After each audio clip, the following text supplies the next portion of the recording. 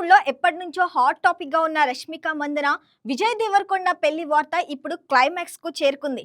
ఫిబ్రవరి చివరి వారంలో ఈ క్రేజీ జంట 7 అడుగులు వేయబోతున్నట్లు ఇండస్ట్రీలో టాక్ వినిపిస్తుంది.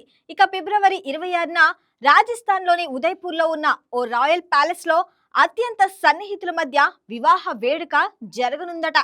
అసలైన హంగామా మాత్రం మార్చి 4న హైదరాబాద్ లో ప్లాన్ చేసిన గ్రాండ్ రిసెప్షన్ లో ఉండబోతుందని సమాచారం.